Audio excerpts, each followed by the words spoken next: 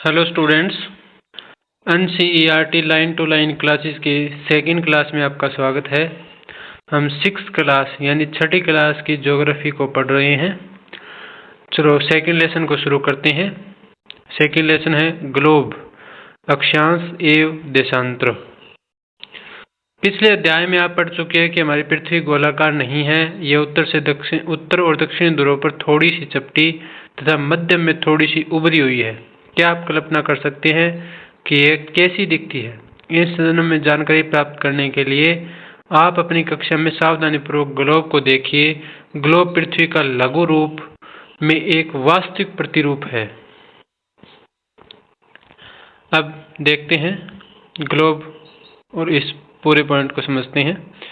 देखिए, पृथ्वी कुछ इस प्रकार से है, यानी कि यदि आप देखेंगे तो उत्तरी और दक्षिणी गोलार्ध के ऊपर थोड़ी सी चपटी हुई है। ये देखिए यहाँ पर, यदि आप यहाँ देखोगे तो उत्तरी और दक्षिणी गोलार्ध के ऊपर उत्तरी ध्रुव और दक्षिणी ध्रुव के ऊपर थोड़ी सी चपटी हुई है, जबकि बराबर में यानी कि भूमध्य रेखा के आसपास थोड़ी सी बाहर की ओर फैली हुई है।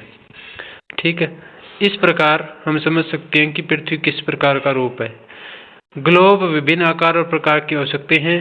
बड़े ग्लोब जो आसानी से एक स्थान से दूसरे स्थान पर नहीं लाए जा सकते, पॉकेट में रखने योग्य छोटे ग्लोब, गुब्बारे जैसे ग्लोब जिनमें हवा भरी जा सकती है, ये आसानी से एक स्थान से दूसरे स्थान ले जाए जा सकते हैं। ग्लोब स्थिर नहीं होते, इसे उसी प्रकार घुमाया जा सकता है जैसे कुम्हार का पहिया या लट्टू घूमता है। ग्लोब प्रदेशों, महाद्वीपों तथा महासागरों को उनके सही आकार में दिखाया जा सकता है। पृथ्वी के समान किसी गोले पर किसी बिंदु की स्थिति का वर्णन करना कठिन है। अब प्रश्न यह उठता है कि इस पर हम किसी स्थान की स्थिति कैसे बताएं? इसके लिए हमें कुछ बिंदुओं एवं रेखाओं के संदर्भ की आवश्यकता होती है। आप देखेंगे कि एक सुई ग्लोब में झुकी हुई अवस्था में स्थित होती है, जिसे अक्ष कहा जाता है। ग्लोब पर वे दो बिंदु जिनसे होकर सुई गुजरती है, उत्तर तथा दक्षिणी ध्रुव है। ग्लोब को इस सुई के चारों ओर पृथ्वी की भांति पश्चिम से पूर्व की ओर घुमाया जा सकता है, लेकिन याद रखें इन दोनों में एक अंतर है, यानी पृथ्वी और ग्लोब में। पृथ्वी पर वास्तव में ऐसी कोई सुई नहीं होती, यह अपने अक्ष पर चारों ओर घूमती है, जो एक काल्पनिक रेखा है। आइए देखते हैं। देखिए यहाँ पर यदि आप नोट करोगे तो ये अक्ष है। अक्ष के ऊपर ये उत्तर दिशा है। इस उत्तर दिशा में जो ध्रुव है ये उत्तरी ध्रुव है, ये दक्षिणी दिशा है। दक्षिण में जो ध्रुव है वो दक्षिणी ध्रुव है। चलिए आगे देखते हैं। एक अन्य काल्पनिक रेखा भी ग्लोब को दो बराबर भागों में बांटती है।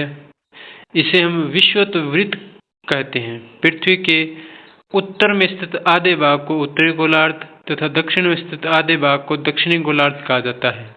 ये दोनों बराबर के आधे भाग होते हैं। इस प्रकार विषुवत वृत्त पृथ्वी पर एक काल्पनिक वृत्त बनाती है एवं यह पृथ्वी पर विभिन्न स्थानों की स्थिति बताने का सबसे महत्वपूर्ण संदर्भ बिंदु है। विषुवत वृत्त से ध्रुवों तक स्थित सभी समांतर वृत्तों को अक्षांश रेखाएं कहा जाता है। अक्षांशों को अंश में मापा जाता है। अब यहाँ समझने वाली बात यह है कि ये जो भी अपने अक्षांश रेखाएं हैं, वो एक रेखा से दूसरी रेखा के मध्य जो दूरी है ये बिल्कुल समान होती है। ये दूरी समानता होने के कारण इसे समानांतर रेखाएं भी कहते हैं। एक अक्षांश रेखा से दूसरी अक्षांश रेखा की बिल्कुल समान दूरी होती है, इसलिए इसे समानांतर रेखा कहते हैं। ठीक है। विषुवत वृत्त शून्य अक्षांश रेखा को दर्शाती है, यानी कि जो विषुवत वृत्त यहाँ दर्शाया गया है, देखिए यह जो विषुवत वृत्त है वो 0 डिग्री अक्षांश को दर्शाती है। चूंकि विषुवत वृत्त के दोनों ओर ध्रुवों के बीच की दूरी पृथ्वी के चारों ओर के वृत्त का 1/4 है, अतः इसका माप होगा 360 डिग्री अंश का 1/4 यानी 90 डिग्री अंश। इस प्रकार 90 अंश उत्तरी अक्षांश ध्रुव को दर्शाता है और 90 डिग्री अंश दक्षिणी अक्षांश ध्रुव को दर्शाता है। मतलब ये हुआ। देखते हैं।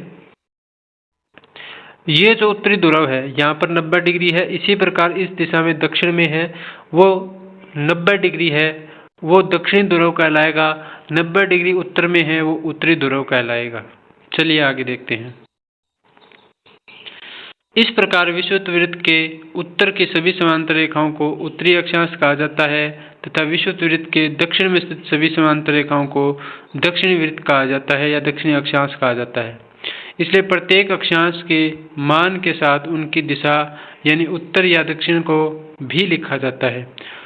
सामान्यतः इसे ओ के बाद डॉट या द के बाद डॉट अक्षर से व्यक्त किया जाता है।